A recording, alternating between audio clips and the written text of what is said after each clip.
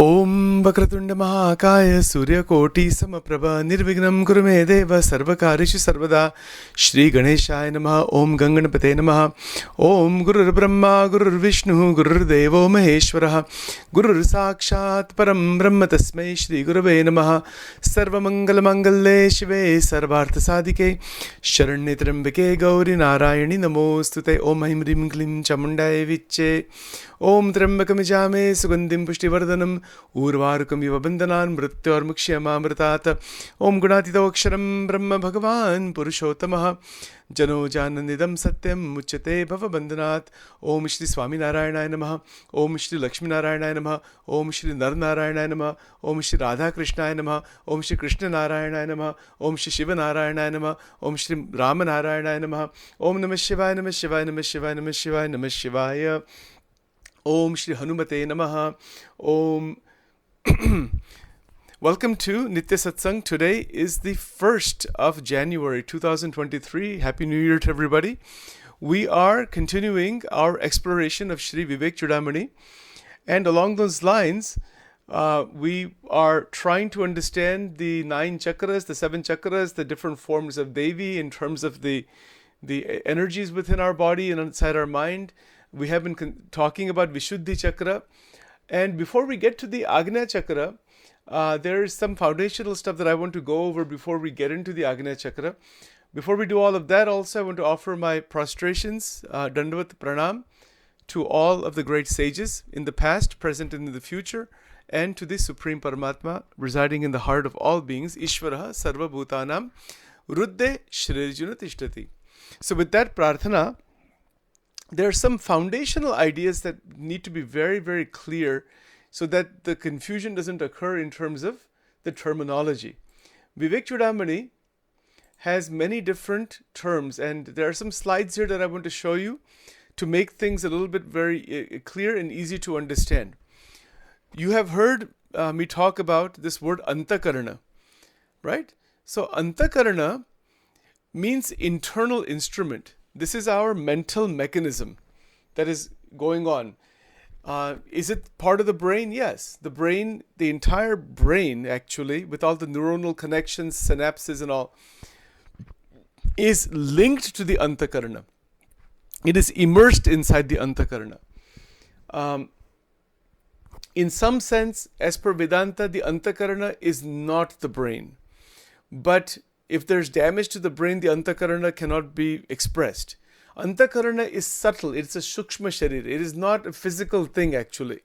It is a subtle instrument that has been given by Paramatma, and it is completely linked with the brain.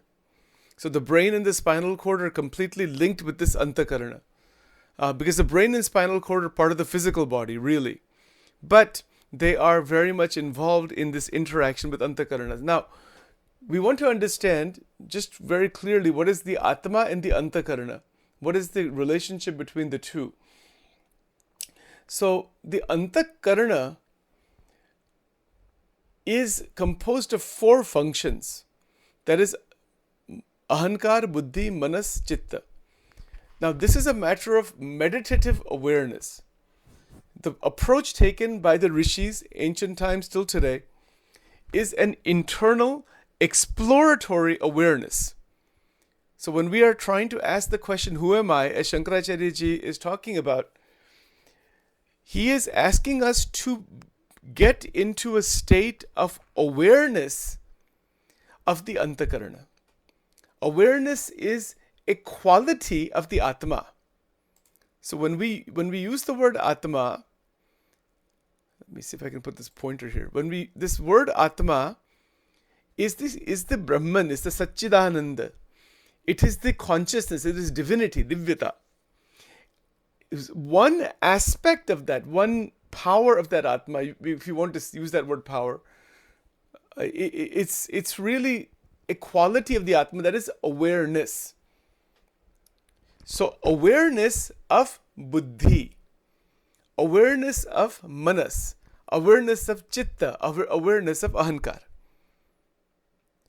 This awareness is, this is Buddhi. one can see that this is buddhi. The buddhi is not you. The manas is not you. The chitta is not you. The ahankar is not you. You are the atma. So we say this is my buddhi. All right. The point here simply is that the Anthakarna is filled actually with the light of the Atma.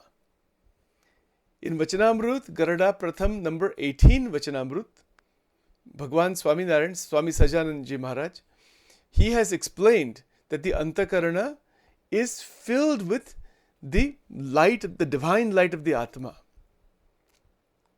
But it is also holding all of the experiences of the world of Prakriti inside the Chitta. So this is very interesting. When we consider ourselves, who am I? This whole world of Chitta shows up. Chitta meaning the memories right from beginning. And in fact, it has, as per Vedantic teachers, infinite lifetime of memories are in the Chitta. Now, what is in our awareness, is in the conscious mind, is just this lifetimes of memories, and not even all of them. It's just certain main ones that we're aware of. So, we want to realize the Atma. But to realize the Atma, all four of these, Ahankar, Buddhi, Manas and Chitta, they need to be very, very stable. They have to be steady. Then they also have to be interlinked without causing energy damage within themselves. That is what this whole connection with the chakras is all about. The chakras are deeper than the Anthakarna. This diagram doesn't show it, but if you were to put actually, you see my red line, this red dot here, the Ahankar and the Atma. You see that line that connects the two? That connection between the Atma and the Anthakarna are the chakras. The nadis and the chakras and all that, kundalini and all that thing is the connection between the Atma and the Anthakarna. So to realize the Atma, the Anthakarna needs to function in the maximum healthy way. If there's damage to the Anthakarna, or there's all kinds of confusion and energetic problems and mixtures of memories and mixtures of desires and thoughts and other things that are tearing apart the Anthakarna's power, that blocks the Atma, blocks the realization of the Atma. The causal body, the Karana Sharira, is not shown in this diagram, there's some other diagrams, but you can think of it as this border around this word Atma. The Atma is that effulgent Satchidananda, but the border around this word Atma, that is the causal body, Karana Sharira. This is Sukshma Sharira. This Man, Buddhi, Chit, Ahankar, Anthakarna is Sukshma Sharira. And then the physical body is on the outside, is what we see here. So who are we? It is a realization through all of the different sadhanas we have shown, and by Guru Kripa, Ishtadev Upasana, so many things we have already talked about, which we will continue in more detail.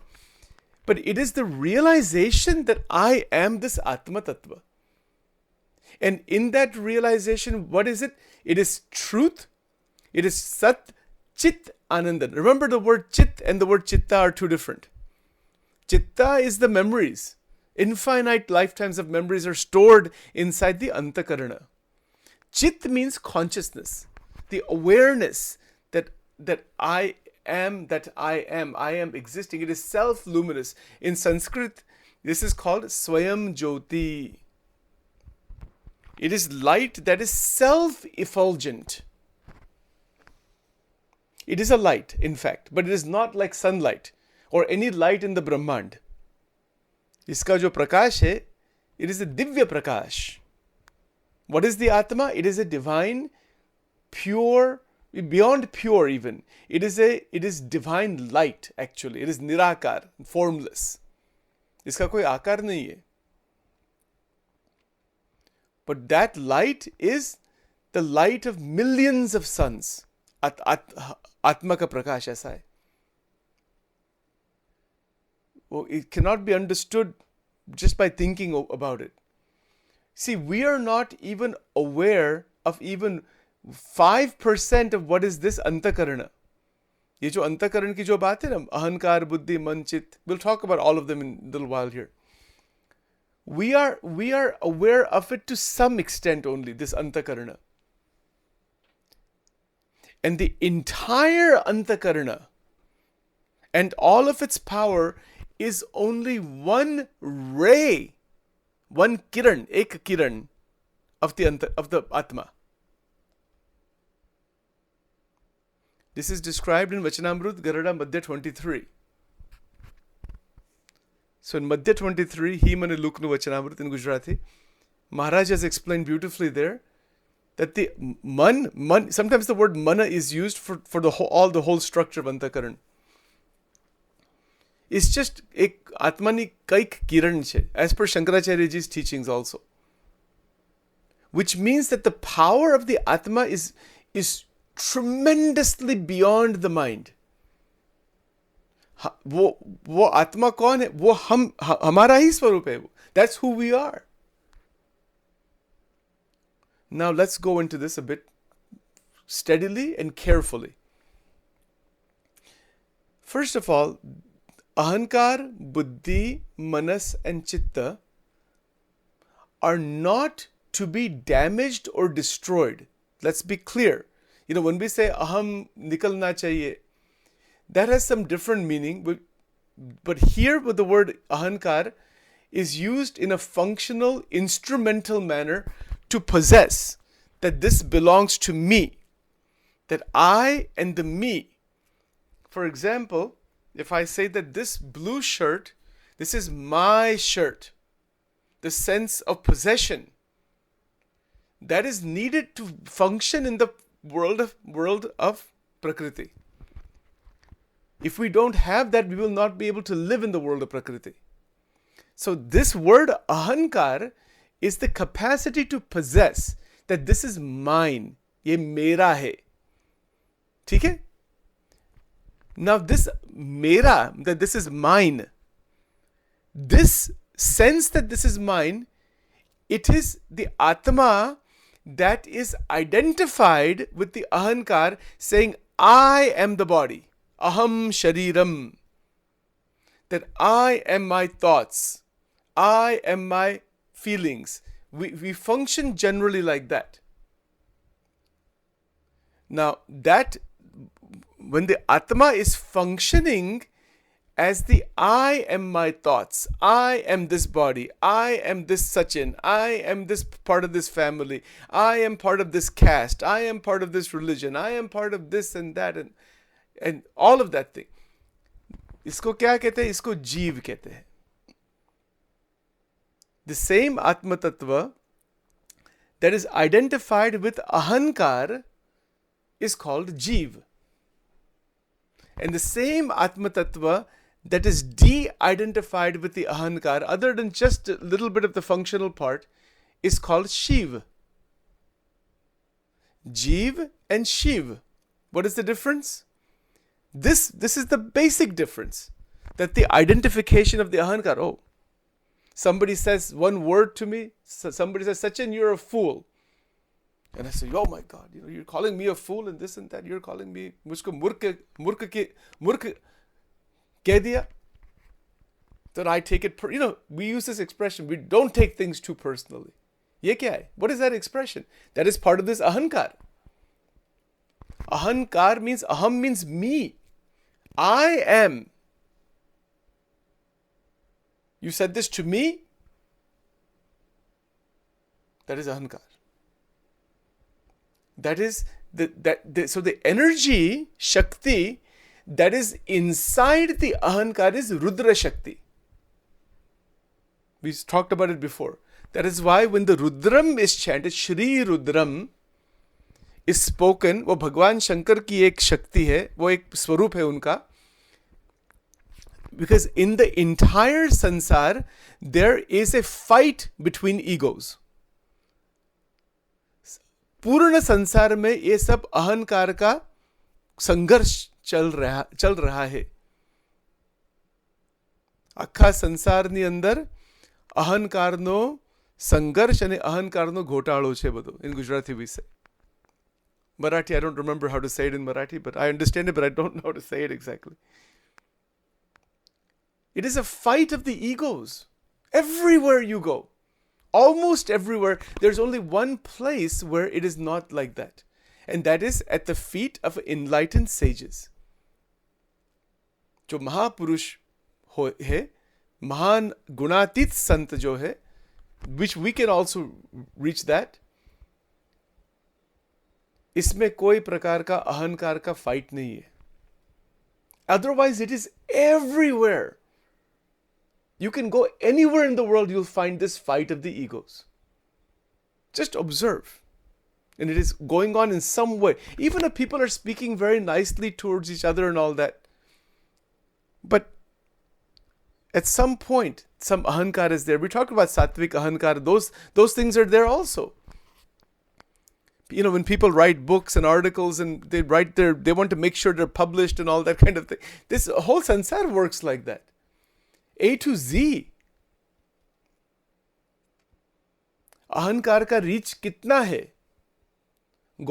सदगुरु गोपालानंद स्वामी जो भगवान स्वामीनारायण के बड़े संत थे और उनको अष्टांग योग सिद्ध था, उन्होंने एक बात लिखी है ऐसी. इन गुजराती ही सेड, अमे जोयू के कीड़ी थी लईने ब्रह्माजी સુધી અહમ વૃત્તિ છે. Meaning what? From the ant to the Brahmaji. Even Brahmaji. But Brahmaji is Ishwar. He's on the border of he's Ishvara. So we really cannot say that. But he also goes away after 100 years. But that is a different matter. But the Aham Vritti is there all the way in the Brahmand. किसके पास अहम वृत्ति नहीं है? सबके पास अहम वृत्ति है. And this is the biggest mistake. It's a mistake in terms of realization. It is that aham vritti that is manifested out of the karana sharira, so that by the grace of Paramatma residing in the Atma, we can recognize, we can be aware of the aham vritti and recognize that that is not me. The recognition that the aham vritti is not me, it is there for living in this world in a certain way, yes. But other than that, to get into the battle of the egos with other people, situations, circumstances, all of that is a massive, very, very strong, engulfing bondage. This is Ahamkar. Ahamkar has to be seen. And this is what all of the sadhana is all about. Mantra sadhana, stotras, bhajan kirtan, manan chintan, Bhagwan ki upasana, Guru ki seva, jo bhi kaho. Its entire purpose is for that the individual has awareness that, oh, this is the ego. We can see the ego and not be trapped inside that function of the Anthakarna. In fact, that Ahamkar is actually given over. वो समर्पण होता है. All four of these are given to Paramatma in bhakti, and when they are given over completely to Paramatma, to Bhagwan in bhakti, by Krupa, the Atmagnan ho jata hai. And that is the living enlightenment. But we have to go slow with this. We have to be very careful with this to understand this. The Ahamkar has a place in life. Yes, there is differentiation in life. So even the enlightened sages, they use the ahankar for the benefit of the sansar. They use the ahankar in the right way as it is meant to be used, so we can interact with others. We can interact with others in a way that doesn't create a battle, and also to interact with others where the ahankar, the sense of me, is seen in the light of the Brahman. That aham brahmasmi. Now you will see, let me see if I can find this actually. There are, here's the Mahavakyas. So this is good to remember these. There are 6 of them, but you can, another way to put it is in 4 Mahavakya. You can see the first one, aham brahmasmi. So this difference here is that aham, I am the Brahman. I am not this limited being with my small ego running blindly in this sansar. That is a Mahavakya. Why is it a Mahavakya? It is a Mahavakya because the ahankar, there is realization of the limited and binding, super binding feature of ahankar. So when I sit and for dhyan and for meditation and for bhajan and for living my life in general, to function without the bondage of ahankar is to live freely. So but its purpose is to possess. Now look at how this possession works. This is my country. This is my language. This is my culture. This is my family. Though somebody else is not my family. These are my children, but somebody else are not my children. This is my body, but somebody else's body is different. These are my clothes, but somebody else's clothes are different. Everywhere. This is my political party, but that somebody else's political party is different. These are my thoughts, but your thoughts are different. This me and mine. Me in the sense that this me with the body and the mind, and somebody else is different. Others are different. The differences are there.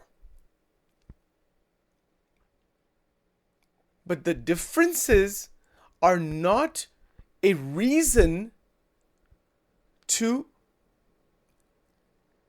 lose the realization of the Atma. Now let's take a look at Vivek Chudamani, verse number 54 again. So just a moment here. Let me just pull that up really quickly. Okay, let's take a look at this. This is the verse number 65, I mean. So what Shankaracharya ji is saying here is that the great sages that are teaching these ideas from the ancient times through these scriptures, etc., they are giving updesh. Updesh is given by the enlightened beings. We talked about it before. Now we have to do manan. We heard like today about ahankar. Sachin spoke a little bit about it. We hear that is updesh from the Vivek Chudamani. Now what is the next stage? Manana. Reflect. Remember. What does this mean actually? What is the truth of this? If Sachin doesn't do the manana and it's just functioning in usual way, that is jiva. That the Atma Tattva is in the jiva mode and just continuing like that. But if the goal is to realize the Atma, then Shankaracharya ji is saying through manan, dhyan, manan, chintan, dhyan, etc., manan, dhyana, dibhihi. Upadesha, manan, dhyana, dibhihi, dhyan, adi. Reflection, chintan, nididhyasan. Over and over, really probing genuinely, sitting carefully with these ideas, with oneself, with the scriptures. It's the quality of probing and reflection. It's not the quantity. That quality is an internal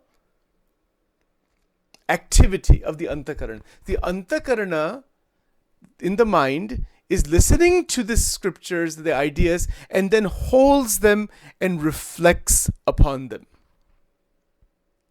that reflection internally on the ideas that are heard from the great sages, from the process of digging within, khananam, that's the second word on the top there, that process internally, and once you reflect further, then one begins to reflect to the level of dhyan.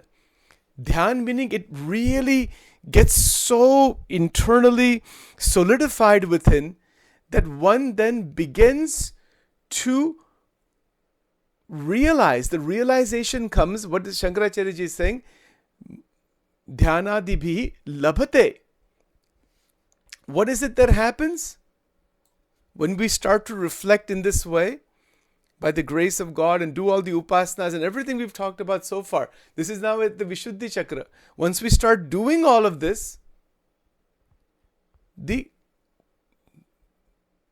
gain in this is Maya Karya Rohitam. This is the result. Maya Karya Rohitam. What is the result? That the illusion of Maya, the karya of Maya, the effect of Maya, the engulfment in Maya, it disappears. This is anubhav. This is not simply just talking, and it's not a question of language. It is a realization. It is an absolute realization that the Maya karya subsides. See, when we are placing a goal that I want to realize the Atma, realize the Brahman, realize higher truth, we have a goal of that kind. Or we want to see God, Bhagwan ko prasanna karna hai, Bhagwan ko dekhna hai, something like that, right? When we have that, these ideas in Vivek Chudamani are absolutely the base. And this is where mumukshutvam is needed. Mumukshutvam, the word what does it mean? The desire for liberation. But Shankaracharya ji is saying tivra mumukshutvam. Tivra means strong, very strong desire for liberation. That also comes about by observing clearly the nature of the sansar and the battle that is going on inside the sansar continuously. It is a battle for survival of the fittest. It is one species killing another species to survive. A to Z it is going on like that. Iske saath kya lena dena hai? See the nature. We say nature is beautiful. It's beautiful from a distance. Go deeper into it and you see there is nothing but fear and suffering in nature. Every animal is in fear. Every ant is in fear. Every animal is trying to survive, trying to find a way to survive. And they are eating, trying to find food. And once they find some food, then they find a little bit of rest, and the activity continues again. And they're afraid some other animal is going to kill them. How horrific this is. This is a horror show actually. There's nothing in this sansar of any value at all. Zero value in this sansar. That is what Shankaracharya ji is saying. Isme se nikalna, that is the biggest, most important duty. Shankaracharya ji says if you have not realized the Atman or Brahman, one is committing suicide again and again and again and again. Shankaracharya ji's word, Sachin is not saying anything. Itna strong language hai isme. And just observe how much pain there is. Isme kis prakar ka sukh hai? So when we observe this, one becomes a mumukshu. So ab nikalna hi hai isme se. Or love everybody, recognize the nature of that volcanic fire that is this sansar. You know, if a volcano is exploding, you can see it from a distance and appreciate it, but don't go too close, you'll get burned by that. This sansar is like this volcanic fire. This entire sansar is like this. A to Z, top to bottom, it is like this. And people are coming, Jivatma is continuously coming in here, coming and going, coming and going. So Brahma Vidya, and it might sound a little bit harsh, but it's not harsh. इसमें nothing to be afraid of, nothing to leave your home or anything like that. ये एक ज्ञान की शक्ति है जिसको ज्ञानी कहते हैं ना. They recognize what is the sansar, serve the sansar, sarvabhuta hita, serve the sansar, but are always aware not to be tainted by the ego-driven activity in the sansar, not to be tainted by that. If we have, for example, milk, और इसमें सर्प की लाड़ पड़ी है, poison, snake poison is two through. You have a fresh glass of milk and somebody puts a drop of potassium cyanide in there. He said, now you can go and drink the milk. Anybody going to drink that milk? इस संसार में ये अहंकार का potassium cyanide है. Everywhere, A to Z. It doesn't matter where you go. And when we see that, we have to have viveka. That's what Shankaracharya is saying. Understand how to interact, how much to interact, how to deal with it, but keep your adhyatmic power intact so that poison doesn't come inside and destroy Jnana and Vairagya. In Vedaras, Sajanand Swami mentioned, Mumukshuni Jnana and Vairagya Rupi Pakho Bali Jai. What a statement that is. Jnana and Vairagya are the wings of a bird. You are the bird, the Mumukshu. He can fly. But Jnana or Vairagya, itna alokik baat hai. It is so precious. It is more precious than billions of diamonds. More precious than anything in this material world. This material world is here one day here and gone the next day, and people are running blindly in this material world after material things because they're running blindly. I want to possess more at the cost of damaging the material world, damaging each other, hurting each other. No, bilkul nahi.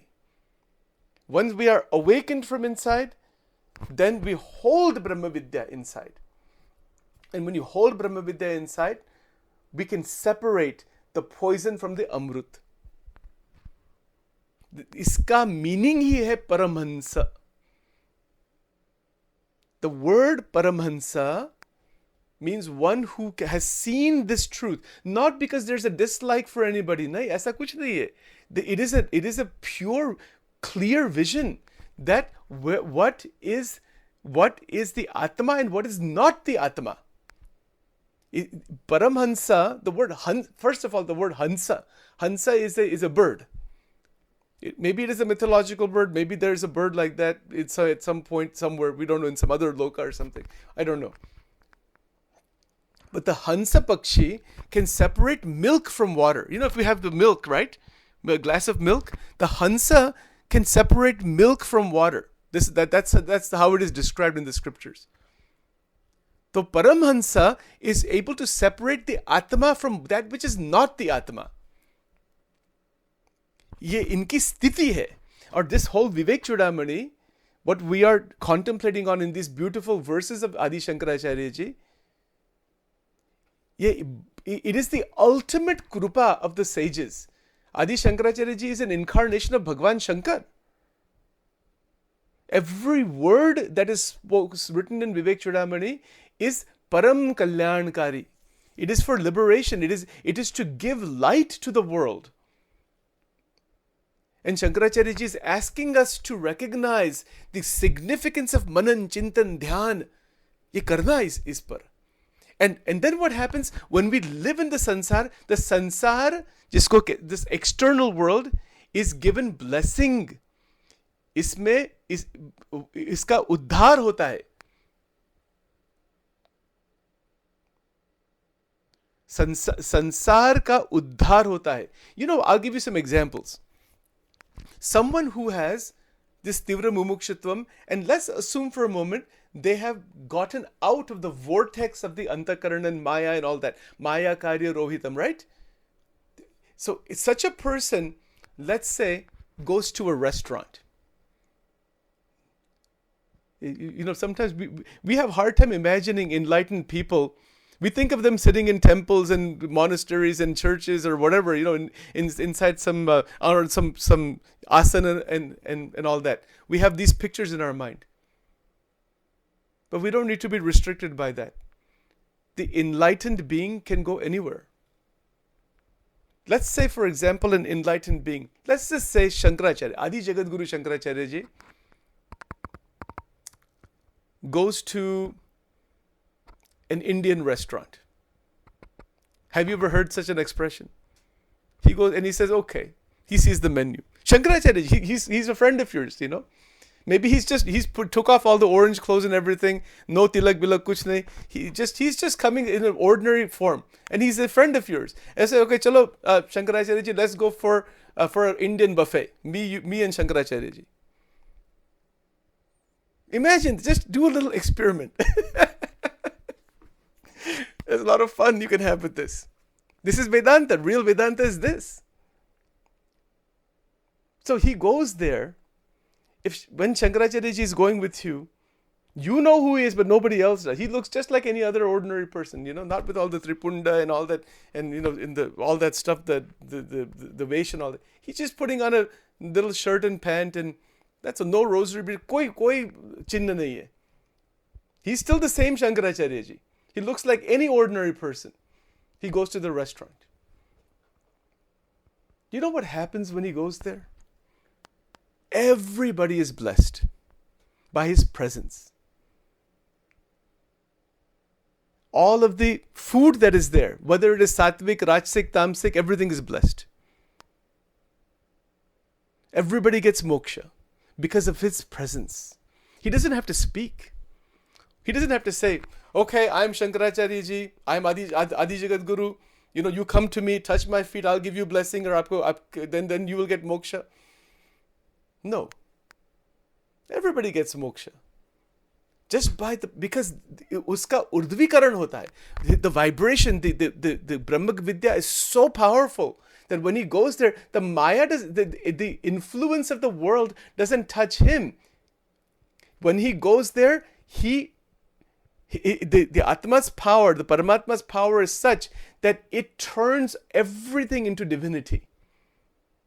This is written in Vachanamrut, Vartal number 4, Vadvanal Agni Jeva Purush, which we will talk about tomorrow, because if we talk about that today, we will need another 3-4 hours. So Hari Om. Let's stop here for now.